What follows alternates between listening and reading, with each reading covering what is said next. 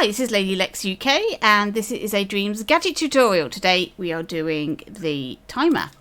So here is our timer gadget. This is a very useful gadget. I use it quite a lot. Sorry, let's turn the test mode off. This is a gadget that you use to create pauses between different events. So it's a timer. It will run to however long that you set it to. And then it will send out a signal or a pulse when it gets to the end. So let's have a look at it. So the default for a timer is 5 seconds. So without any inputs or anything wired into it, as soon as you stamp one of these down, it's going and turn the test mode on, it's going to run for 5 seconds and that's it. Done. Like so.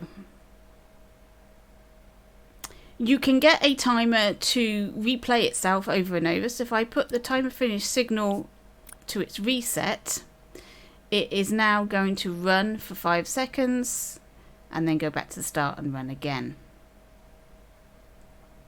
So you can see that this is flashing when it gets to the end. This is the timer finish pulse. So you could wire that to something and what you've basically got here is a signal generator. It's sending a signal every 5 seconds.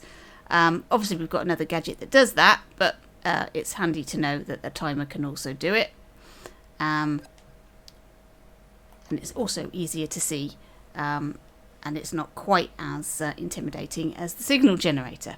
So there we go. There's a timer, and that's its basic thing. It will run.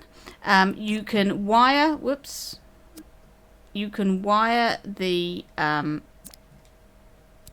timer finish signal to something to turn it on. So for example, let's put a light in. A light is always a useful little gadget to demonstrate these things. Okay, so I'm going to put timer finish signal on that light. I'm going to turn on.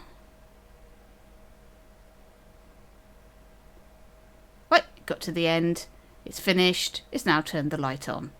And that's a permanent signal that it's sending out to the light. If I was to add that to the timer finished pulse instead, let's rewind it and see what it does. It just flashed quickly because that's a pulse and not a permanent situation.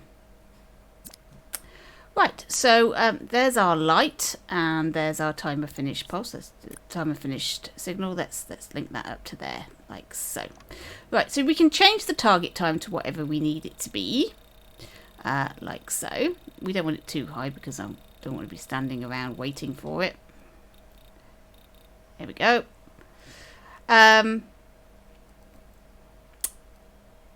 The current time, you can output that to a number generator or anything else, and also the target time can be sent out. All of these output sockets are providing extra information that you could use. But here we go, timer type. What is this and what does this do? Right, here we have our start timer. So at the moment, our timer is automatically starting. As soon as the game starts, it's automatically starting. You might not want that. You want that timer to start on a button press or something. So let's put a controller sensor in to create our pulse. There we go. Right, I'm going to wire the R2 button to the start timer. Okay, so we're going to turn it on. So we've got time playing. There we go. It's running. But you can see the timer isn't running because I haven't pressed my button yet. So let's press R2. And I just needed to press it and it sets it off. So off it goes. And then it turns the light on. So we're good. So that's what this setting does. This does a count up. And if I had an input, it just looking for the initial pulse. It doesn't need a full signal to run. It just needs a pulse to start. In this mode, however,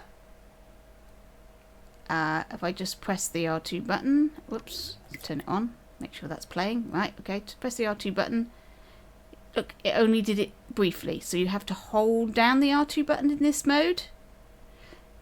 This is only going to play the timer when it is receiving a signal. That's what this does. Only does the timer when it receives a signal. It also plays the speed of this timer depending on how strong that signal is. So if I was to rewind this, I can hold it down, R2 button lightly. Let's turn it on. Right, and you'll see it's going quite slowly, or I could hold it all the way down and you see it goes quite fast and then slowly again. So you can use this for some sort of action with the players where they have to be very gentle with the buttons and things like that. Gradually put things and not go too fast, things like that. But it gets to the end and then it will turn our light on. So this one, as soon as you send a pulse, it will start. This one needs power all the time. This one, as you can see, it's rolling all the way back.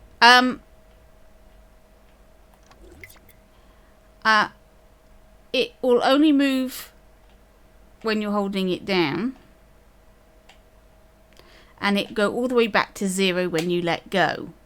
So this might be useful for a quick time event, but you've got to hold it down. But it goes back quite slowly, so it's not particularly handy for a quick time event. But that's what that is doing. So it'll move up while it's powered, and then go back to 0 when it's not, but quite slowly. It's a bit of a weird one. I'm not really sure what you'd use that for, but that's what that's doing. Now we've got a countdown. Now it starts at 5 and works its way down to 0. Now, this is where I think there is a bug in the timer, because the timer finish does not recognize the 0 as being the timer finished. The timer finish pulse does, but the timer finish signal doesn't. So we're not turning on our light. So if you've got a countdown, you cannot use the timer finish signal to turn your light on. So what you would do is you would put a counter in. You'd put that in there, that on there, that can go. So now with a countdown,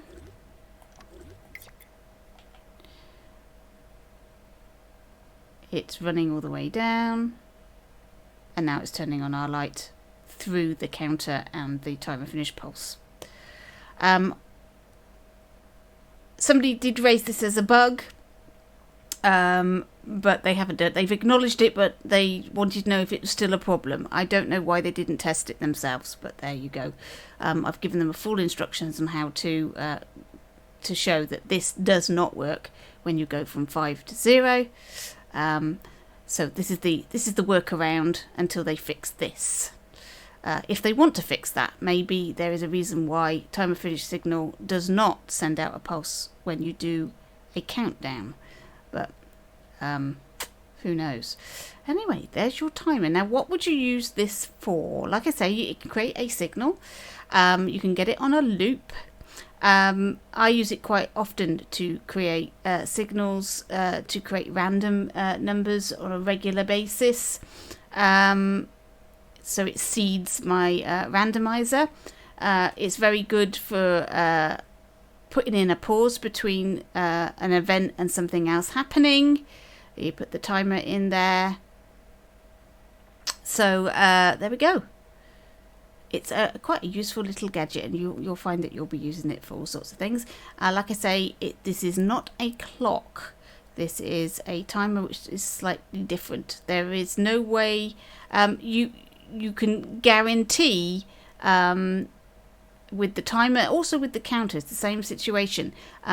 This can counter, but it can't count. They don't give you the option to set the target value as infinity.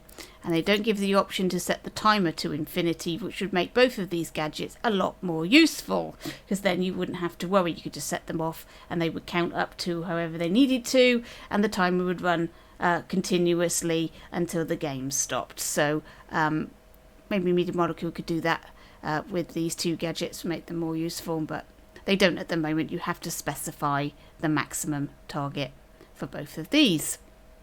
So there you go. That's the timer, and these are all the little gadgets, all the little outputs that it does.